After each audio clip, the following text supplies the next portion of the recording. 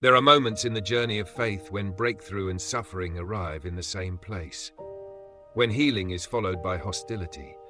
When wonder is followed by rejection. When a miracle becomes the beginning of misunderstanding. This is what happened in Lystra, a city that would witness both the power of healing and the violence of misunderstanding.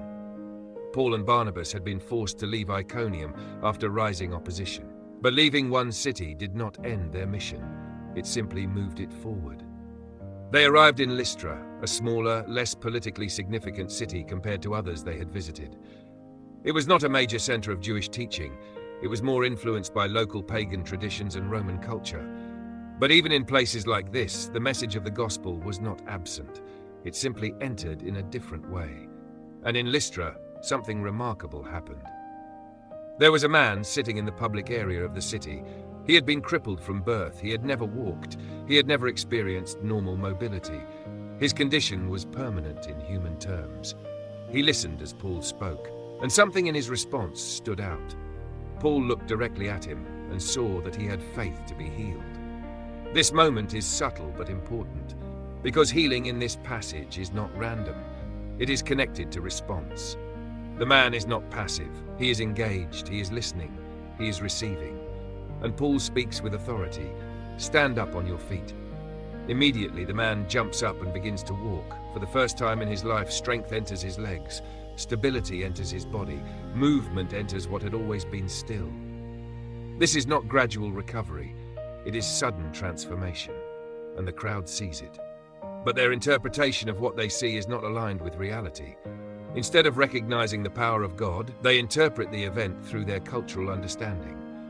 They begin shouting in their own language that the gods have come down in human form. Barnabas is called Zeus.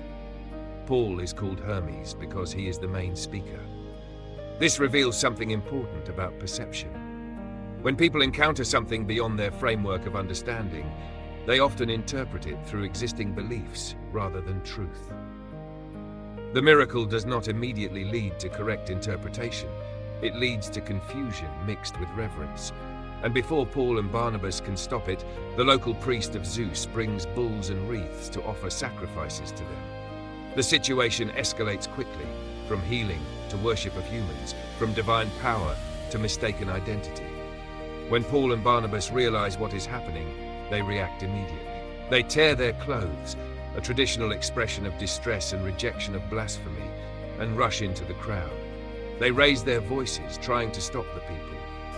Their message is simple but powerful. They are not gods, they are human beings. The miracle is not about them. It is about the living God who made heaven, earth, sea, and everything in them. This moment shifts the entire scene, because it reveals a constant tension in human interpretation, the tendency to redirect glory from God to human agents. Even when truth is clear, perception can distort it. Paul and Barnabas explain that God has allowed nations to go their own ways in the past, but still provided evidence of himself through rain, seasons, food, and joy. This is not abstract theology. It is grounding truth in everyday experience. But even after their explanation, the crowd struggles to fully understand. The cultural lens is strong. The misunderstanding is deep, and yet eventually the crowd is restrained from offering sacrifice. But the story does not end there, because opposition follows them. Some Jews from Antioch and Iconium arrive in Lystra. These are not neutral observers. These are people who already opposed Paul and Barnabas in previous cities. They begin persuading the crowd. And the same crowd that moments ago wanted to worship Paul now turns violently against him. This shift is dramatic. They stone Paul, a violent act intended to silence him completely. They drag him outside the city, assuming he is dead.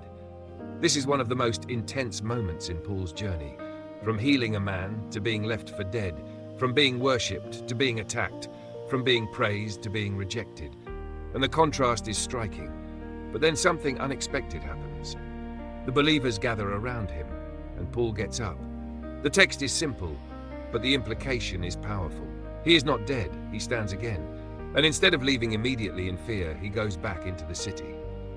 This detail is often overlooked, but extremely significant. It shows resilience that is not based on denial of pain, but on commitment to purpose.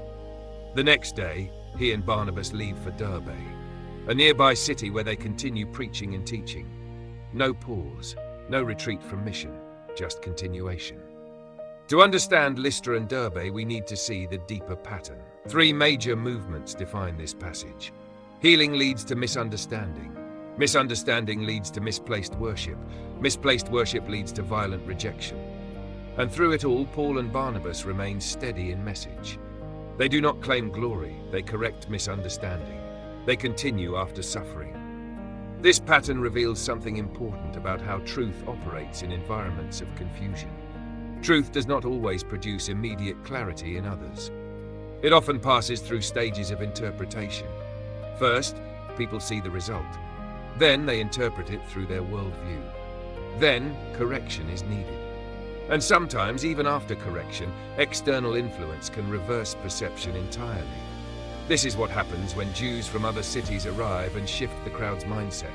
It shows how unstable perception can become when it is not rooted in understanding. Another important aspect of this passage is the contrast between recognition and rejection. In one moment, Paul is treated as a god. In another moment, he is treated as someone deserving death. This rapid shift reveals how unstable human approval can be. It is not consistent, it is influenced, it is reactive, and it is often disconnected from truth. Paul's survival after being stoned adds another layer to the narrative. It is not described with dramatic detail. There is no long explanation of recovery, just a simple continuation. He gets up, he goes back, he leaves the next day. This simplicity highlights resilience, not dramatic resistance, not emotional collapse, but steady continuation. Barnabas and Paul do not interpret suffering as failure, they interpret it as part of the journey, and that understanding shapes everything that follows. Derbe becomes another city where they continue teaching, strengthening believers, and building communities. No pause in mission, only movement. This passage also shows the unpredictability of ministry outcomes. In Lystra, one man is healed, Paul is misunderstood, Paul is worshipped, Paul is stoned, Paul survives, all in the same city. This complexity reveals that outcomes are not linear. Faith journeys often include extremes in short periods of time. The same crowd can shift from admiration to violence depending on influence and perception, and yet, through it all, the message remains unchanged. One of the most powerful lessons from Lystra is this: visible results do not guarantee correct understanding. A miracle does not automatically produce accurate interpretation. Without grounding, even extraordinary events can be misunderstood. This is why Paul immediately corrects the crowd when they begin to worship him. He refuses misdirected glory. He redirects attention to God. And even though the correction is not fully received, it still sets truth in place. The stone-throwing incident also reveals something about opposition. Opposition often intensifies after breakthrough moments, not before, after. Because breakthroughs attract attention. Attention attracts interpretation. Interpretation attracts conflict, and conflict often escalates when competing worldviews collide. But the mission continues. Because the mission is not dependent on comfort or approval, it is dependent on calling. As Paul and Barnabas move from Lystra to Derbe, they are not moving away from success. They are continuing through it. Because in their understanding, success is not measured by safety. It is measured by obedience, and obedience continues even after suffering. The journey through Lystra and Derbe becomes another layer in the expanding movement of the early church. Not defined by ease, but by endurance. Not defined by acceptance, but by continuation. Not defined by one moment, but by the entire path. And that path continues forward.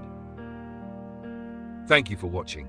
If this message helped you reflect more deeply on this passage, take a moment to like this video, share it with someone who may need encouragement, and follow the Holy Path Insights channel for more biblical insights that bring Scripture to life in a meaningful and powerful way.